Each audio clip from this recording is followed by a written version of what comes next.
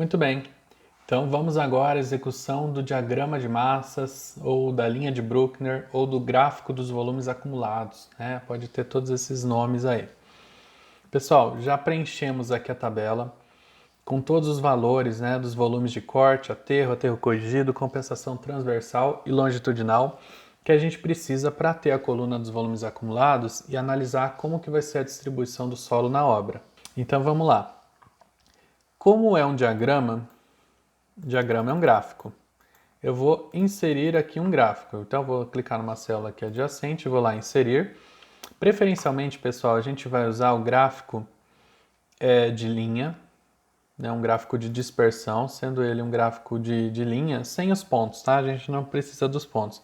E eu vou escolher essa dispersão com linhas suaves, porque fica mais interessante para interpretar.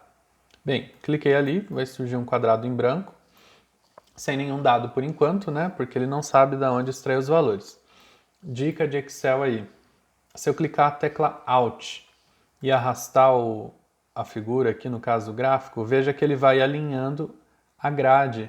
Então chega de passar agonia, né? Tentando alinhar ali na mão para o gráfico ficar certinho. Não, clica com a tecla Alt e arrasta. A mesma coisa quando você quer redimensionar. Eu posso redimensionar aqui para ele ficar então exatamente dentro desse intervalo aí de células, né? Ele fica mais organizado. Bem, clicando aqui no gráfico com o botão direito, eu vou escolher selecionar dados para indicar para esse gráfico, né, quais são os dados que ele tem que usar. Eu vou adicionar uma série. Ele pergunta quais são os valores em X e quais são os valores em Y. O nome da série vai ser, vamos chamar aqui de linha de Bruckner. Ok? Os valores em X vão ser as estacas, ou seja, o comprimento, né, longitudinal aí, e os valores em Y vão ser os volumes acumulados. Então, ok e ok.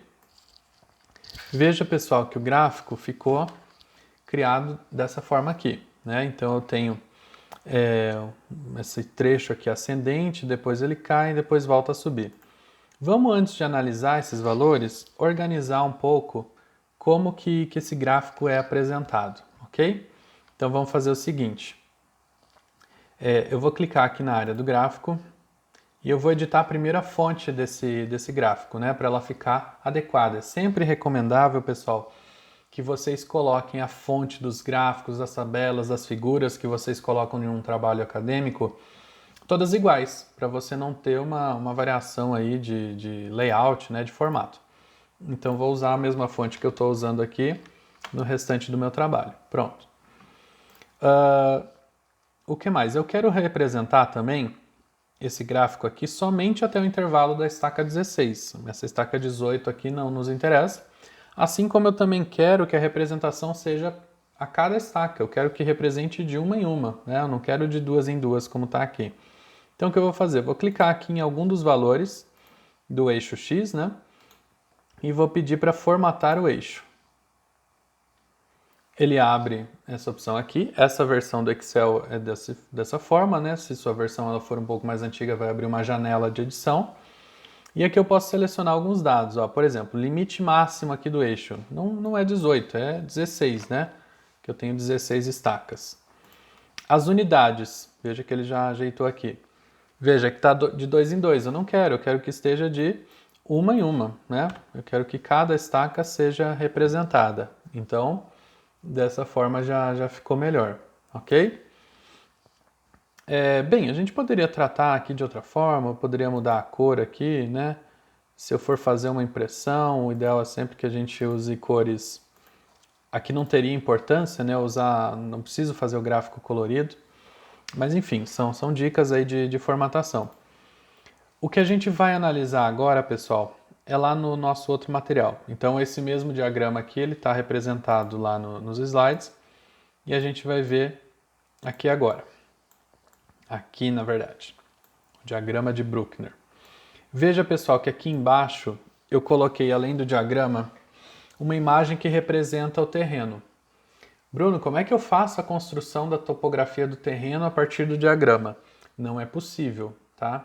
Eu já atento vocês. eu coloquei essa imagem do diagrama aqui embaixo porque eu conheço o terreno, tá? Eu já tenho as curvas de nível, tracei ali uma seção, um perfil longitudinal do terreno e eu posso inserir ele aqui. Mas eu não posso, por exemplo, sem conhecer o terreno, olhando somente o diagrama de Bruckner, fazer a construção da topografia, tá? Isso não é possível. Eu posso ter uma ideia de como que é o terreno com base ali nos volumes de corte e aterro que eu estou tendo. Mas eu não posso construir um perfil fidedigno a partir do diagrama, tá? Então ele está representado aqui porque eu conheço essa informação. Bem, o que nos importa? Pessoal, veja que aqui na tabela, essa aqui é a mesma tabela que a gente preencheu lá no Excel, eu tenho 3 movimentos aqui na coluna da compensação longitudinal. Eu tenho um primeiro movimento em que eu tenho valores positivos, e isso vai gerar para mim, na linha de Bruckner aqui, um trecho de valores crescentes. Depois eu tenho um trecho de valores negativos aqui na compensação longitudinal, ou seja, eu tenho mais aterro do que corte, logo os valores são negativos. E aí os valores aqui na linha de Bruckner começam, né, a cair até ficarem aqui no mínimo negativo. E depois eu volto a ter mais corte do que aterro e os valores voltam a subir. Se eu for comparar esse movimento aqui no diagrama, a gente vai ver isso daqui, ó. O segmento onde eu vou ter mais corte do que aterro faz com que o diagrama vá acumulando solo, né? Até eu chegar aqui no máximo, que no caso aqui o valor é 1960, próximo lá de 2000. Depois eu passo a ter mais aterro do que corte, os valores começam a cair, passam do zero, veja, começam a ficar negativos aqui, até chegar lá no mínimo, que é menos 1372. E depois eu volto a ter corte, né? Volto a fazer cortes, então receber solo, e eu vou subindo novamente, passo do zero, fico positivo e termino a minha obra com 1.120 metros cúbicos de solo positivo. Opa, aqui a gente já tira a primeira informação. Quer dizer então que se eu tiver só o diagrama, não tiver a tabela, eu olhar a parte final lá do gráfico, quanto que está acima ou abaixo do zero, eu posso obter o valor de bota-fora ou de empréstimo? Sim, é exatamente isso. Então, no caso aqui, né, se eu tivesse uma régua, se eu analisasse com a escala, eu veria então que esse valor está 1.120 metros cúbicos acima do zero, ou seja, positivo, ou seja, é um solo excedente. Se é excedente, eu preciso levar isso para um bota-fora, ok? Pessoal, quando eu analiso, faço a comparação desse diagrama com o que eu tenho lá no terreno, veja que é o perfil que eu tenho ali embaixo, vocês conseguem reparar que o ponto de máximo desse diagrama, ele bate exatamente com um trecho aqui do perfil onde eu tenho a passagem de corte para aterro, né? Eu tinha mais corte aqui e aí agora eu passo a ter mais aterro. Então eu tenho aqui um ponto de passagem. Depois, esse diagrama vai caindo, caindo. Quando ele chega no valor mínimo, ele bate também, ele fica bem em cima aqui, do ponto onde eu tenho novamente uma passagem, no caso aqui de aterro para corte. E essa é uma propriedade que a gente pode elencar aqui, ó, que a gente pode marcar, né, na nossa tabela. Esse ponto aqui da estaca 5 e da estaca 12 são exatamente aqueles pontos onde eu tenho pontos de passagem, que a gente simboliza por PP, ok? Veja que eles também são simultâneos aí, né? Eles caem exatamente nas estacas onde eu tenho seção mista. Veja, eu tinha somente corte sem aterro. Aqui eu passei, na estaca 5 eu passei a ter corte e aterro, e aí somente aterro, o corte zerou. Na estaca 12 eu passei a ter corte e aterro novamente, o aterro em seguida zerou e eu fiquei somente com corte. Então sempre que eu tenho passagem em uma seção mista, aquela seção é uma seção de ponto de passagem, tá? Onde eu passo de corte para aterro ou de aterro para corte. Então sempre no diagrama, pontos de máximo e de mínimo representam pontos de passagem. E na verdade, pessoal, a gente pode analisar uma série de outras propriedades em cima desse diagrama que eu vou mostrar para vocês aqui. Então vamos lá, quais são as propriedades desse diagrama? A gente já entendeu. Trechos ascendentes representam corte, representam o solo que eu estou recebendo. enquanto trechos descendentes representam aterro, ou seja, eu estou tirando o solo do estoque para fazer um aterro, né? É isso que a gente viu aqui. Sempre que eu estou com o gráfico subindo, eu tenho corte, eu estou recebendo. Vamos comparar aqui com a tabela. Sempre que eu estou subindo até o ponto de máximo aqui, que é 1960, eu estou tendo mais corte do que aterro, porque a compensação longitudinal, lembra, é a subtração, o volume de corte menos o volume de aterro. Então, quando eu tenho mais corte do que aterro, eu tenho valores positivos, a curva é crescente. Então, representam trechos de corte. Quando eu tenho valores negativos na compensação longitudinal, a linha de Bruckner ela vai cair, porque eu estou tendo mais aterro. Então, trechos descendentes significam aí trechos em que eu tenho mais aterro. E depois, né, novamente o corte, então o trecho ascendente. Então, essas duas são as primeiras propriedades do diagrama de massas, ou linha de Bruckner. Outra propriedade, pessoal, é que trechos com grande inclinação representam uma grande variação de volumes. Como assim? Vamos ver aqui nesse exemplo, ó. Nesse exemplo, né, eu estou com um trecho ascendente, depois ele cai aqui. Se eu for analisar, por exemplo, a variação que eu tenho, deixa eu escolher aqui uma outra cor, vou pegar um verde.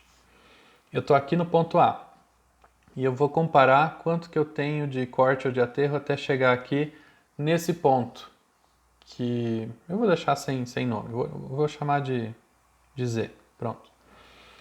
Quanto que eu tenho de volume de solo entre o ponto A e o ponto Z? Bem, o eixo Y aqui, lembra como a gente construiu o diagrama? O eixo Y representa os volumes acumulados. Então aqui eu tenho 0. Se eu jogar isso aqui para cá, aqui eu vou ter um determinado valor. Então a variação de solo, né, de volume que eu tenho entre A e Z é essa medida aqui. Eu posso medir no gráfico. Entre Z e, vamos chamar de W, eu tenho uma variação maior. Vocês estão vendo? Dá para perceber que esse segmento aqui é maior? Apesar da distância, olha, horizontal entre o ponto A e Z e entre Z e W ser bem diferente. Por quê? Porque o gráfico aqui representa os trechos mais verticais, mais inclinados, com uma grande variação de volume, enquanto os trechos mais horizontais, mais suaves, são pequenas variações de volume, ok? Então, essa é uma outra propriedade que a gente extrai aqui do diagrama de massas, que trechos mais inclinados representam uma grande variação de volume, enquanto trechos mais suaves representam uma menor variação. Daí, pessoal, a gente tira uma outra propriedade, eu vou pular aqui, que é essa daqui, ó.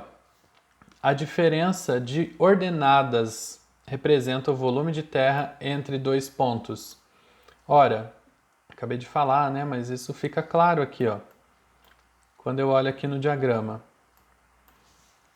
Se no ponto A eu tenho 0, um volume de solo zerado, eu vou analisar, por exemplo, um outro ponto aqui no meio do caminho, um ponto S qualquer. E eu quero saber quanto de solo eu tenho acumulado aqui no ponto S. Eu vou jogar isso lá no eixo das ordenadas e vou ver que eu tenho esse volume de solo aqui. Quanto de solo, né, eu tenho a mais, no caso, entre o ponto A e o ponto S? Eu vou verificar qual que é a diferença de altura nesse eixo aqui. Então eu vou verificar qual que é essa medida e essa medida vai me dar o tanto de solo que eu tenho a mais em S do que eu tinha no ponto A, ok? E é isso que aquela propriedade está falando. A diferença de ordenada entre dois pontos é também a diferença de quantidade de solo que eu tenho naquele intervalo, entre aqueles dois pontos. Outra propriedade, pontos de máximo e pontos de mínimo representam pontos de passagem. Eu mostrei para vocês agora há pouco, né? Mas está representado aqui também, ó. O gráfico aqui em cima, essa linha vermelha, é o diagrama de massas ou a linha de Bruckner. Aqui embaixo eu tenho um perfil longitudinal do terreno, representando o perfil longitudinal do terreno. Um ponto de máximo aqui do diagrama representa o ponto de passagem aqui de corte para aterro no perfil. O ponto de mínimo aqui no diagrama é o ponto de passagem aqui do aterro para o corte no perfil.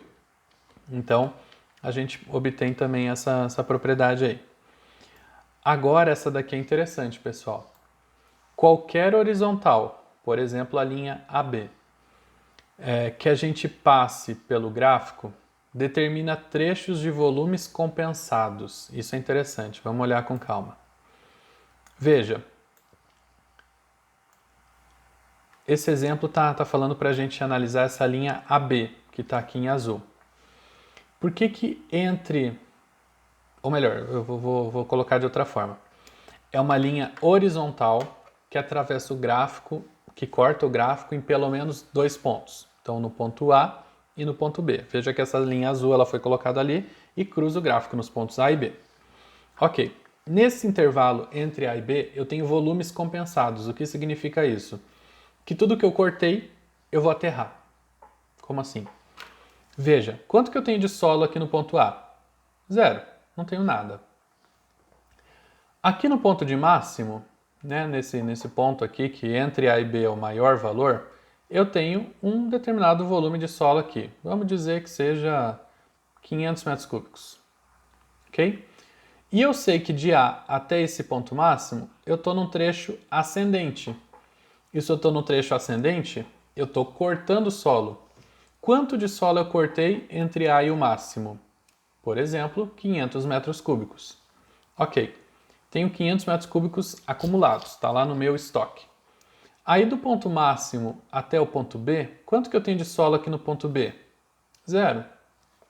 Por que eu tenho 0? Ora, porque entre o máximo e o ponto B eu estou num trecho descendente. Se eu estou descendente, eu estou fazendo aterro. E conforme eu vou fazendo aterro, conforme eu vou caindo, né, eu vou tirando esse solo do estoque. Quanto de solo que eu usei aqui para fazer esse aterro? Ora, eu fui de 500 a 0. Então eu usei 500 metros cúbicos, que é o mesmo tanto de solo que eu cortei. Então isso representa que o volume de corte nesse intervalo é igual ao volume de aterro desse intervalo. E se o volume de corte é igual ao volume de aterro, eu tenho uma compensação de volumes. Ou seja, eu fiz compensação, eu aproveitei tudo que eu cortei para fazer aterro. Não ficou muito claro? Então vamos fazer um outro exemplo aqui. Eu vou apagar esses valores. Esse aqui também. Vamos traçar uma outra linha horizontal aqui. Eu vou traçar essa linha. Ok? Que cruza aqui o gráfico em 2 pontos. Nesse ponto e nesse ponto aqui. Eu vou chamar de, não sei, M e N. Bem, deixa eu aproximar aqui para a gente analisar melhor. Se eu olhar aqui no eixo das ordenadas, se eu puxar lá, eu vou ver aqui que o ponto M representa 450 metros cúbicos, né? Isso aqui está em metros cúbicos. Ok. O máximo, lembra como a gente tinha colocado ali que ele representaria 500? Então isso aqui é 500. De M até o máximo eu estou um trecho ascendente. Quanto que eu acumulei de solo entre M e o ponto de máximo? 50 metros cúbicos. Entre esse ponto de máximo e o ponto N, eu estou na mesma horizontal do ponto M, ou seja, eu também estou aqui com 450 metros cúbicos, que eu cheguei porque nesse intervalo eu caí, eu tive que fazer um aterro de 50 metros cúbicos. Ou seja, essa horizontal que cruza o gráfico em 2 pontos, no caso M e N, nesse intervalo entre M e N, eu tenho compensação de volumes. Esses 50 metros cúbicos que eu cortei, eu uso para fazer esses 50 metros cúbicos de aterro aqui. E eu poderia fazer isso, gente, de qualquer forma. Eu vou fazer um outro exemplo, só que agora no trecho lá embaixo. Veja aqui, eu vou passar uma outra horizontal aqui. Finjam que essa é uma linha bem horizontal. Que cortou o gráfico em 2 pontos aqui, que eu vou chamar de S e T. Ok?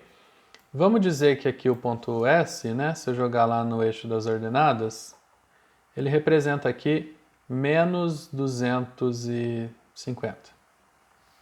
E o ponto de mínimo que é esse ponto aqui embaixo, ele está até fora do gráfico, mas vamos dizer que ele represente aqui menos 500.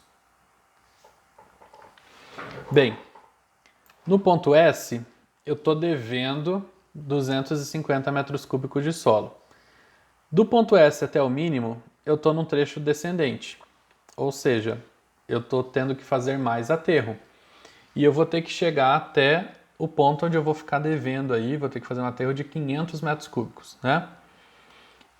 Bem, do ponto S até o ponto de mínimo, eu usei 250 metros cúbicos de solo.